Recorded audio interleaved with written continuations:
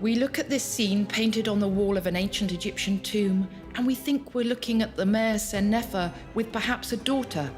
In fact, his wife Merit, it means beloved, is shown clasping the lower legs of her husband. If we look at these scenes painted on the walls of tombs, we see the wives supporting their husbands alongside their husbands, even when out fowling in the marshes.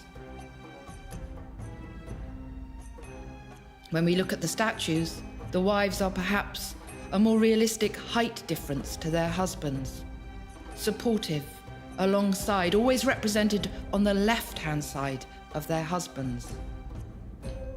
When we look at the pharaohs, we have the great royal wives, the queens, seated side by side to their husband. Amenhotep III and Queen T in the Egyptian Museum in Cairo. Amenhotep III celebrated his marriage to Queen T with these ceremonial scarabs, commemorative scarabs issued with inscriptions on the underside. We have some 50 of these surviving in the archaeological record. We know Ramesses II married a foreign princess from Turkey, the daughter of the Hittite king Hattusilis III. His daughter Mat-Hor-Neferura is shown accompanying her father here to the royal court of Egypt. Ramesses II describes her as beautiful in the heart of my majesty. He is said to have loved her more than anything. We have ancient Egyptian love songs surviving on papyrus, this one in the British Museum. We read, "I shall go out to seek my lover. I learn for your love, and my heart stops within me. To look at a sweet cake is like looking at salt. Sweet pomegranate wine in my mouth is like the bitter gall of birds.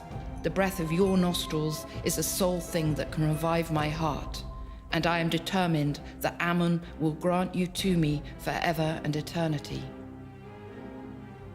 The desire to find a wife for eternity. Evidence for marriage in ancient Egypt.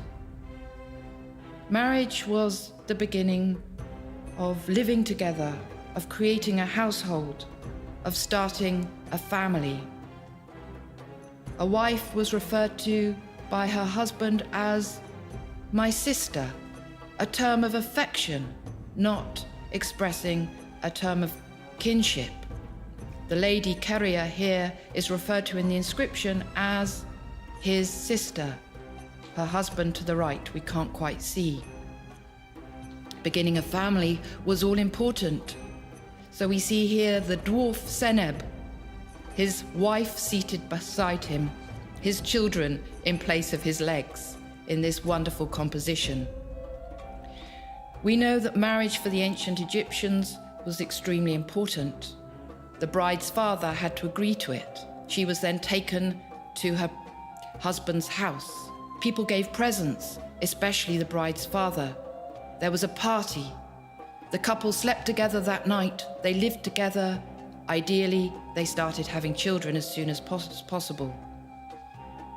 The emphasis is on setting up a new household, and our best evidence comes from the town of Deir al-Medina.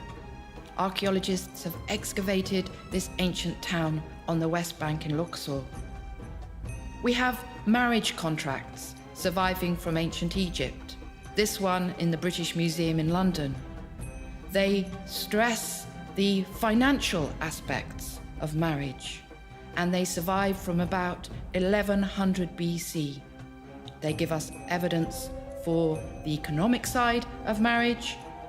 They also give us evidence for the social acceptability of divorce in ancient Egypt.